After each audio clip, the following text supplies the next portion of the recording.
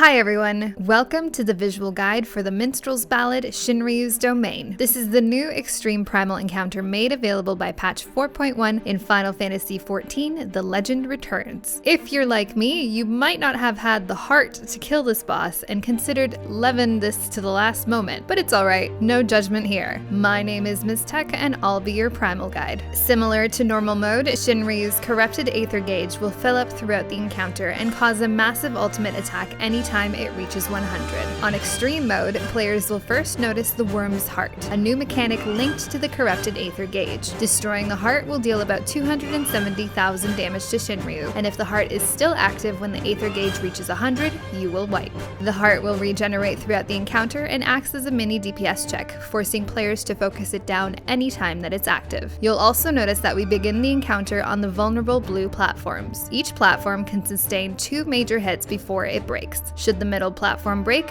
you will die. This phase is all about managing the damage to each platform while handling mechanics. We begin the encounter by focusing down the first warm heart.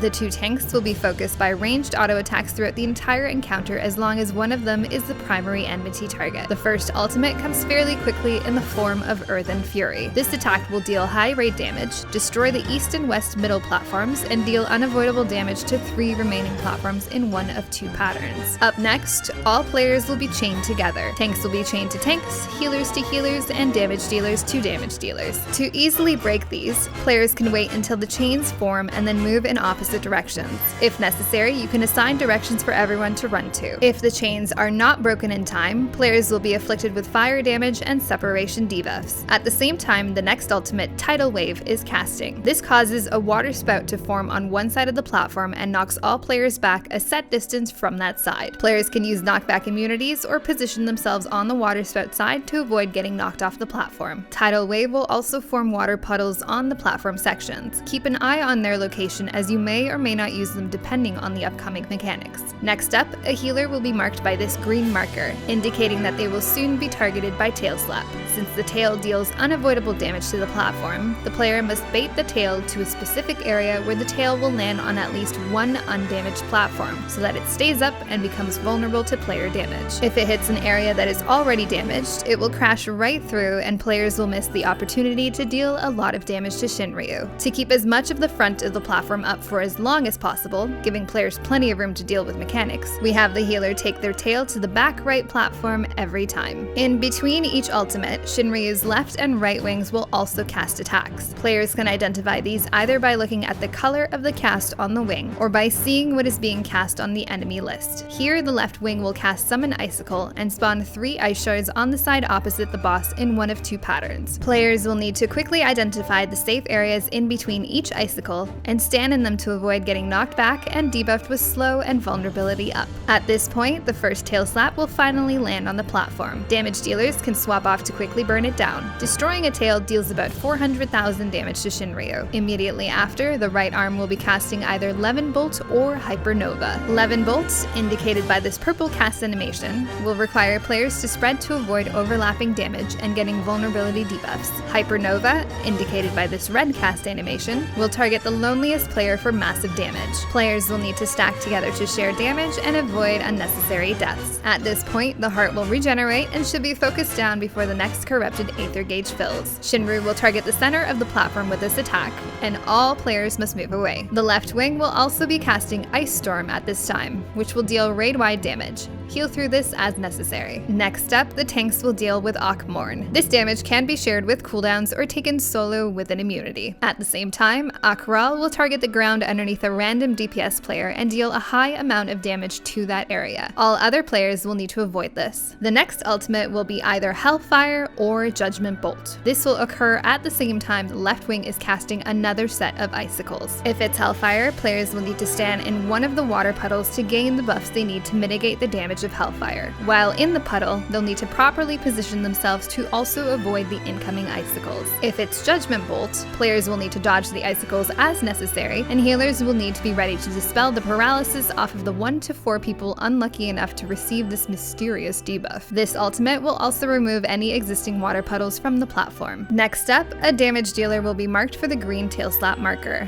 This player can bait their tail directly in the middle if it's available, or in the front. Ranged can also drop it in the back attack if they prefer. Players will then need to spread for the next LEVINBOLT attack, and then move out of the way of the tail before it plops down on the platform. Destroy the tail as quickly as possible, heal through the next ice storm, and then focus down the heart once more. At this point, the tanks and healers will get marked for burning chains, and each pair should move appropriately to break their chains. Immediately after, a healer and a damage dealer will be marked for earth breath. Each affected player will need to move to the outer edges of the platform to avoid cleaving the entire group with earth breath, which afflicts you with sludge, dealing damage over time. Next up, another MORN and RHAL combo that is handled in the same way. All players need to make sure they're not taking extra damage from this RHAL, as the next ice storm happens immediately after and can kill you if you get too low. The next ultimate is Diamond Dust, and the 2 healers will be marked for burning chains. This ultimate turns the entire platform into a slippery trap, and all players should stop moving to avoid slipping off of the platform. The healers will need to position themselves in such a way as to use the Diamond Dust to their advantage when breaking their burning chains. One healer will stand still in the center of the platform, while the other positions themselves to slide safely across the front of the platform, the momentum of which will quickly break their burning chains. Diamond Dust also causes new water puddles to form on the platform. Next up, 4 REIRYU dragon heads will spawn. Each will tether to 1 DPS player and begin to cast Dragon Flight. The healers must heal these dragons up to full to deactivate them before the cast goes off. If the tethered player dies or if the dragon head isn't healed up in time, they will fly up and then come crashing onto the platform, dealing high damage and applying damage down debuffs on all players. The tanks are still taking their auto attack damage here, so healers be sure not to forget about them while you're focusing the dragon heads. One of the tanks will also be marked for the next tail slap here, and they will need to bait the tail to the last available undamaged platform. Destroy this tail as soon as possible. Depending on your raid damage, the boss may be close to transitioning to the next phase, in which case you might be able to ignore the next heart spawn completely. If you're nowhere near close enough, be sure to continue destroying the heart as quickly as possible. Next up, another set of icicles with another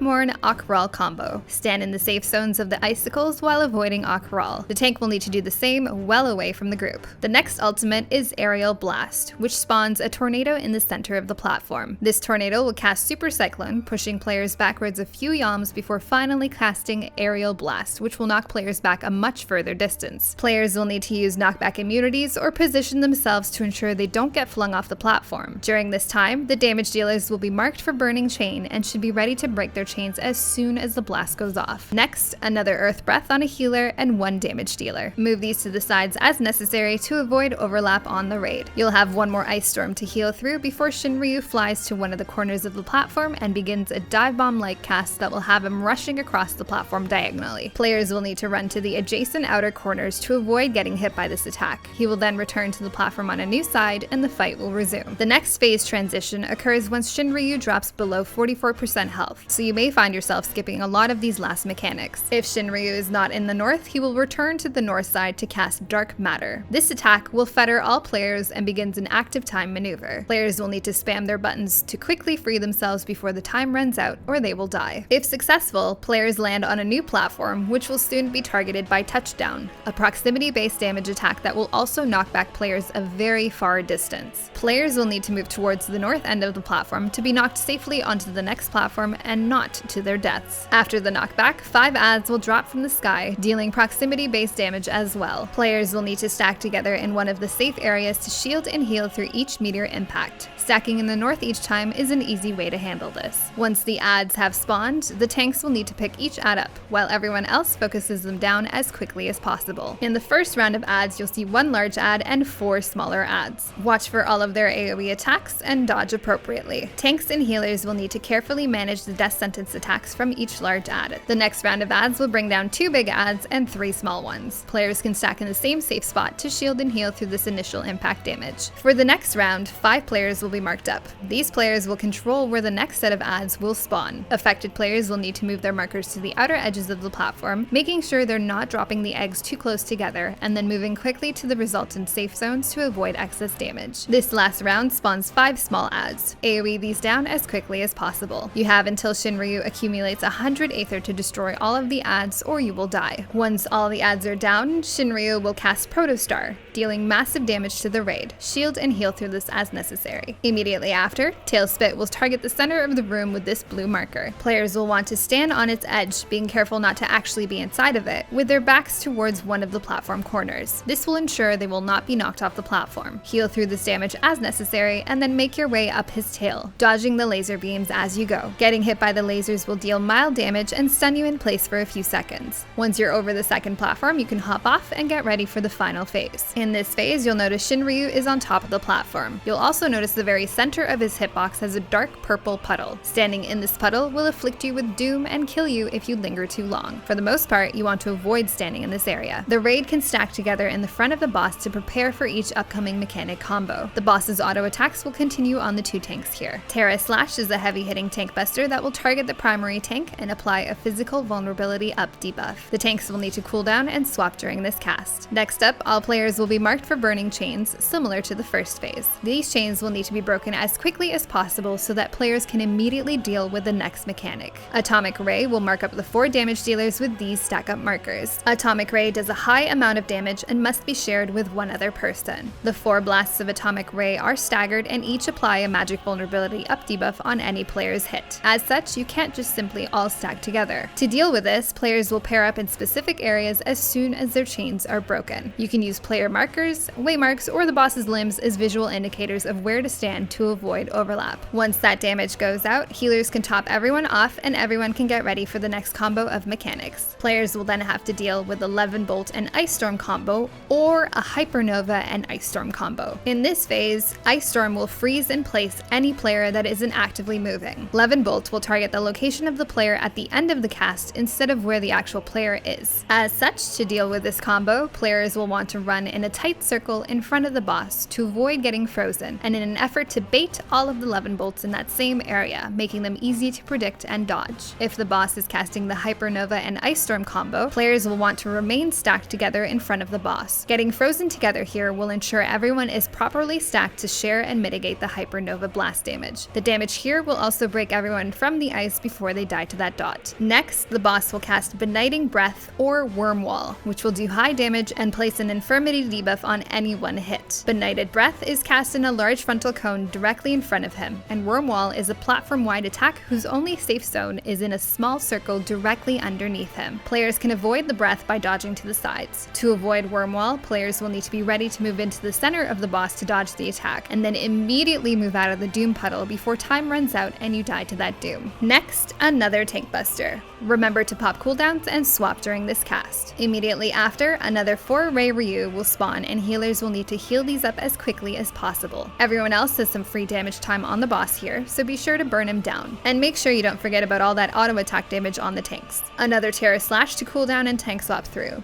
Players will have to deal with another round of burning chains and atomic ray stack-ups. Handle this in the same manner as before, making sure to break each chain before stacking with your partner in the appropriate area. Heal through that damage and then get ready for the next combo attack. These last phase mechanics will repeat until around 23%, at which point Shinryu will begin to cast a hard enraged version of Tidal Wave. 2 blue markers will spawn on the platform and players will use these to jump onto the boss's back to directly damage each wing. Both wings will begin to cast their own hard enrage attacks and will need to be destroyed before each cast goes off. Be sure to focus the wing that is casting slightly faster and use your limit breaks to your advantage here. Destroying the wings will also deal damage to Shinryu himself, and once the wings are down, you can refocus your attack on the boss, either from above or by jumping back down on the platform. Be careful that if you do jump down, not to stand in the doom puddle for too long or you will die.